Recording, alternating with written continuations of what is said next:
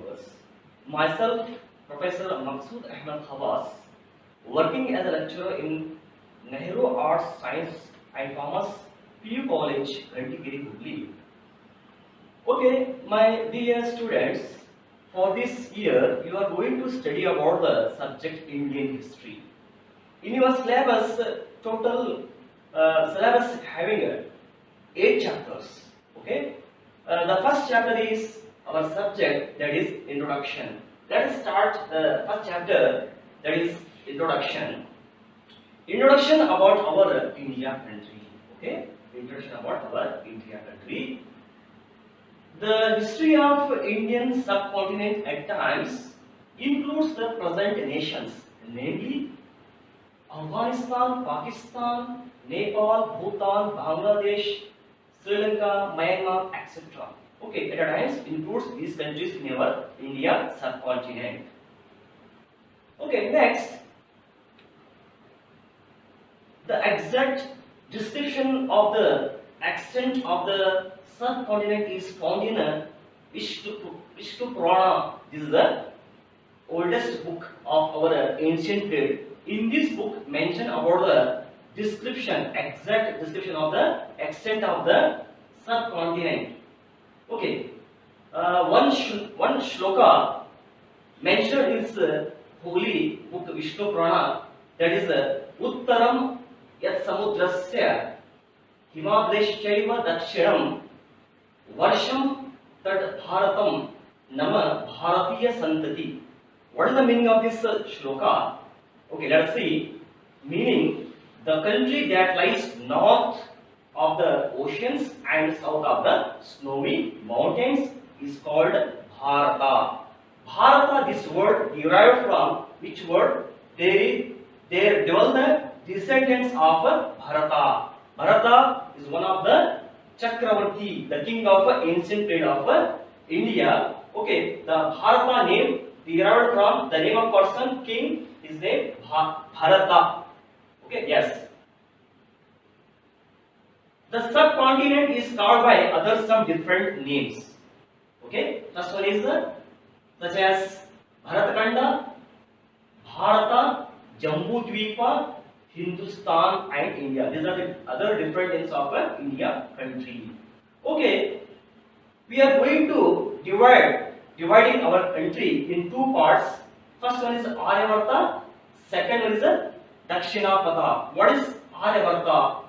The northern part of the subcontinent was called as Aryavarta. Okay, this is the land of the Aryans. Once upon a time in ancient period, Aryans, they were lived in Aryavarta, northern part of the India. So that northern part of India called as Aryavarta. Another southern part is called as Dakshinapatha. Okay, the land in south part of India. Okay, next. The term India is derived from Persian word Indus, which stands for Sindhu, the most important river of the continent. Okay, India is a popular name of today in world. Okay, we are calling our country name as India. Okay, the Indians derived from the which language word? Persia.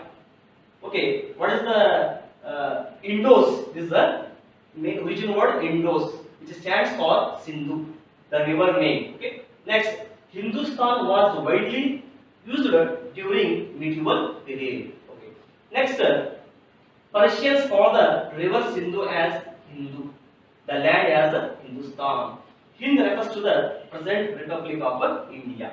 Okay. Next. Impact. Next point. Impact of geography on Indian history. Okay. What are the important geographical aspects impact on our India subcontinent? The physical features of India, such as first one, Himalaya, northern plains, desert, mountains. Example, Vindhyas, Aravalis and Sahyadris. And then Deccan Plateau. Next, the coastline. These are the physical features of India. Impact on Indian history. Okay, have helped and molded the development of different political units and cultures. Okay, what is the importance of geographical features impact on Indian history? The first point, what is the major role of Himalayan mountains? The Himalayas separate India from the rest of the Asia continent. Okay, then it forms the natural barriers, protects India from invaders and cold winds from the north. Okay, let us see. Okay, the major role of Himalayan mountains. These are like a natural barriers. They are protecting to us, okay, from the invaders and the cold winds from the north. This is very very important role of Himalayan mountains. Okay. Next, they have also given birth to our flowing North Indian rivers. This is the major, very important place of birth to ever flowing rivers of North India. And also, these rivers have got the most fertile northern plains. Fertile northern plains. These plains were the cradles of civilizations and empires. Okay, for example, Indus Valley civilizations, Vedic culture, and for example, empires like Gupta, Maurya, Kushana, etc. Okay, the great Indus Valley civilization and Vedic culture developed in this region. Okay, northern fertile land. In this land, very important civilizations and other dynasties have developed because of the richness and prosperity, basic necessities, etc., provided by the fertility of a land. By the very biggest cultures, civilizations, and empires developed in this land because of these are provided the fertility land and also the richness and prosperity also. Next, the northern passes such as Khyber, Bolan, etc. have helped Indians to have commercial and cultural relations with the west and opposed India to repeated western attacks. Okay, Khyber and Bolan, these are the very important passes. Passes means what? It is like a valleys. They are the routes of India to other foreign countries. They have a major role in our Indian history. They connect you to other countries for purpose of commercial and cultural relations. Next point, the western deserts and the dense forest of the Deccan Plateau have turned people into hard working and warlike. This is the information about the western deserts and the dense forest of the Deccan Plateau. Okay, next point. The oceans of the south once stood as barriers. This is also like a having role of barriers. Later served as means of connecting the rest of the world. They have helped to develop the commercial and cultural relations with the West. Next, the river basins or valleys of the north and south have made the country agrarian from time immemorial. Okay, the river basins or valleys of the north and south have made the country agrarian from time immemorial. Agrarian means what? Agricultural activities we can do in the land of in the area of river basins or valleys of north and south. They also influence the rise and fall of many dynasties and growth of many religious and cultural and commercial centers. Next, many varieties of minerals and rocks are available in abundance. In the whole India country, either north part of country or south part of country, okay, we have varieties of minerals and rocks. Okay. Then next, the rocks and stones like sandstones, marble and granite have helped the development of architectures. We should need for development of architecture, construction of any monuments. Okay, either ancient period, middle period, or modern period. They constructed the buildings, architectural development. What are the important needed things? Needed things: sandstone, marbles, and granite. Okay. Next, for example, Hampi, Hampi chariots or biggest temple. Okay, Rajaraja temple or Taj Mahal, etc. They built up by imported sandstones or other marble stone things. Next, the big rocks in the hills have helped to development of cave temples. Example, Badami cave temples, Ajanta Ellora cave temples. Okay, they built with the help of a big rocks. Okay, and they are actually hills. Next, abundance of rare and favorable climate resulted in the growth of rich flora and fauna, which is very very important. India country is having a rich amount of flora and fauna, means rich amount of plants and varieties of the living things we have in our country.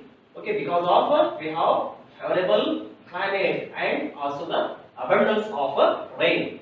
Next, excluding the Himalayas, hills and deserts, the whole country falls in tropical climate zone. Okay, excluding, apart from the Himalayas, hills and deserts, the whole country falls in tropical climate zone. Tropical climate zone means what? Hot and humid zone. Hot and humid zone. Okay, the next point, the atmosphere is conducive for the all-round growth of man. Okay, totally other aspects of geographical, these are the help to the growth of man as well as a country. Next, special features of Indian history. India is the, okay, in nowadays in the world, India is the seventh largest country in the world. Seventh largest country in the world in the area. And the second largest country in the population. Okay. The famous historian is named Herodotus, and he was also a father of history.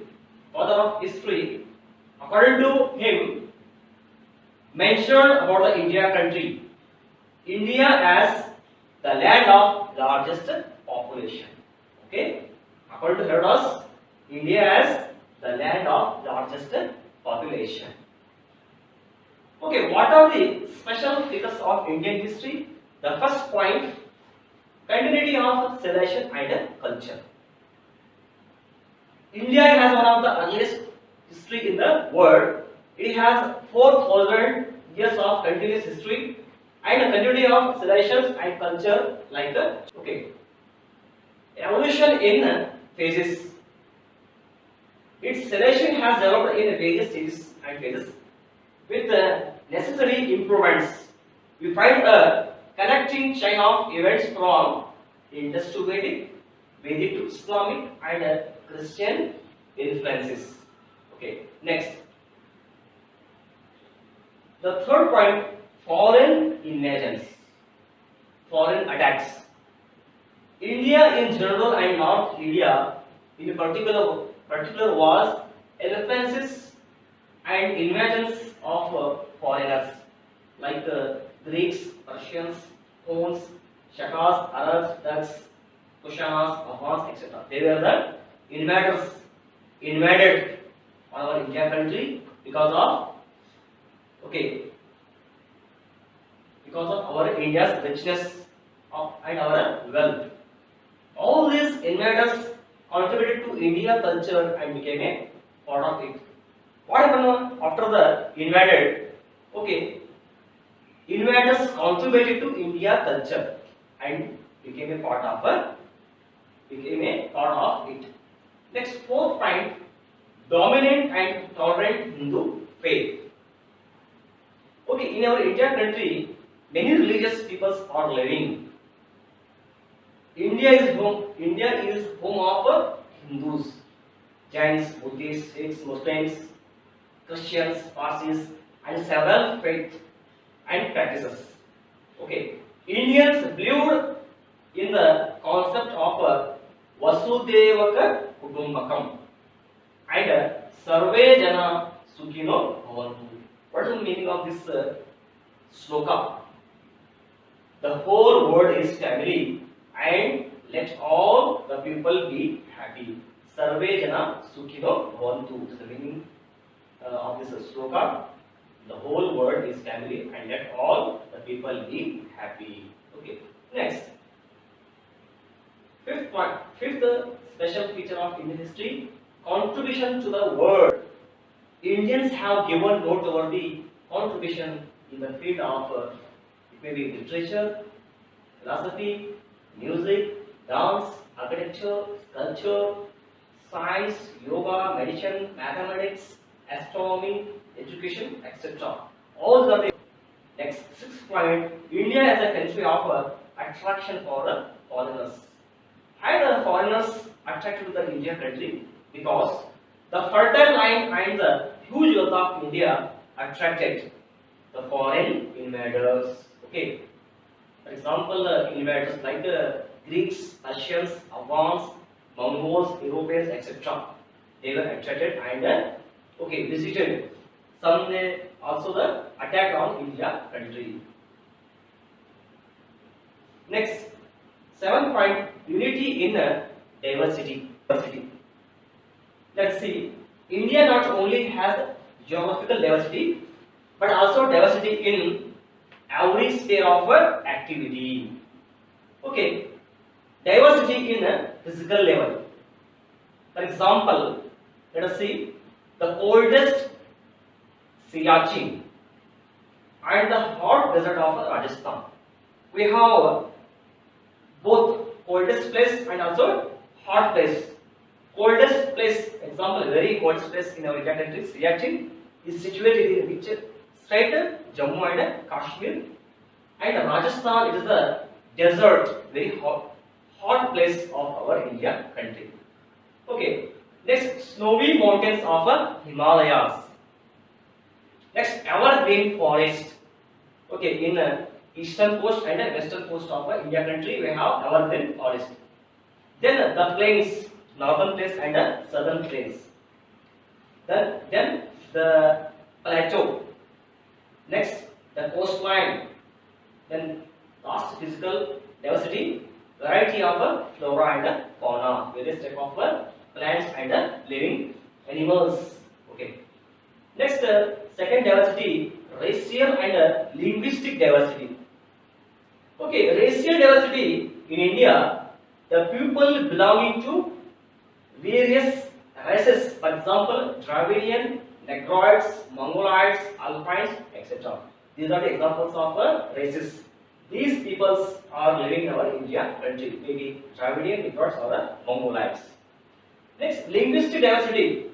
Okay, in our India country nowadays there are more than 1,600 language talking peoples are living in India country, and also the dialects.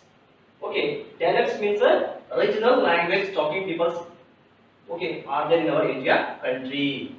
Okay, yes. Next, social and religious diversity. India is regarded as a museum of religions. Okay, see here, my dear students, India is regarded as a museum of religions.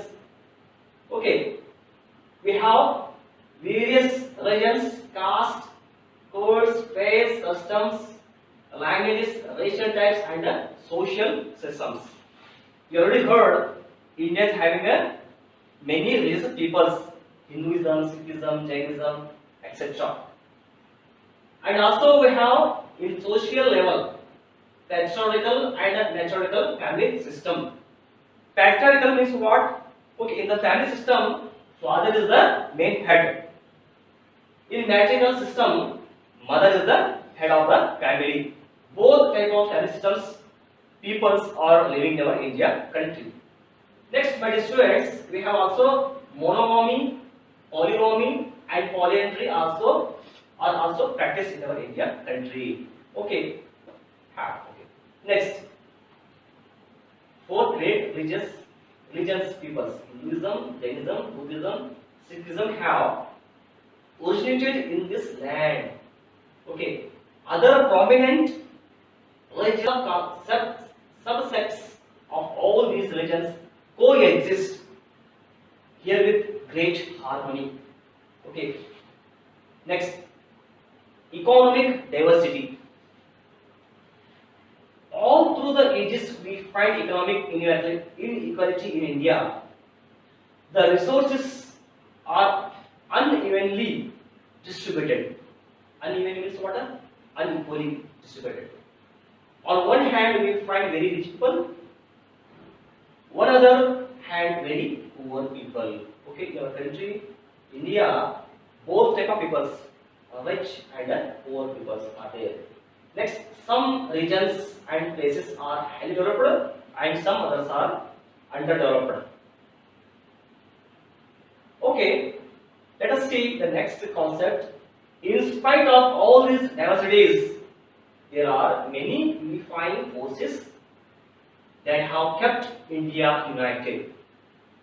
Important among them, first one, geographical unity. Himalayas in the north and the oceans in the south have isolated India from the rest of the world and formed a separate geographical unit, the Nil unit. Next, administrative unity.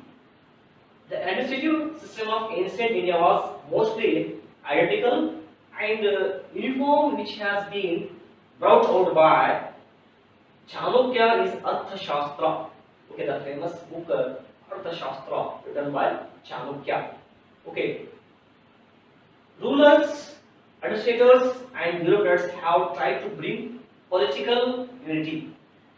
For example, Mauryas, Guptas, Mughals, etc. have tried to bring political unity by expanding their territories.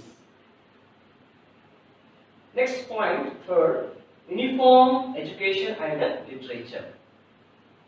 In ancient India, there was uniform education, literature, Sanskrit language and Vedic literature, including the epics, great epics, Ramayana and Mahabharata, and also the Bhagavad Gita have instilled the feelings of oneness. Okay, they are instilling the feelings of oneness. During medieval period, Persians and later during the British rule, English languages played an important role. In medieval period, Persian and modern period, English language, they have played very important role in India country. Next, fourth point, religious and social ceremonies. Though India is a land of various religions, castes, creeds, and sects, the people led a life of harmony.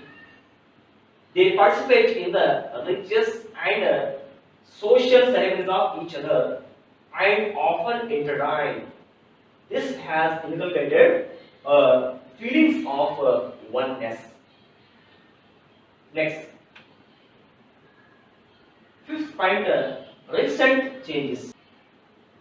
Our constitution and the policies of the government, the present economic and social conditions, the effects of globalization, etc., have reduced the differences among different religions and caste.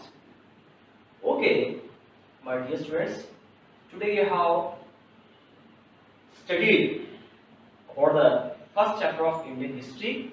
Okay, introduction. I hope all of you understood. Okay, thank you.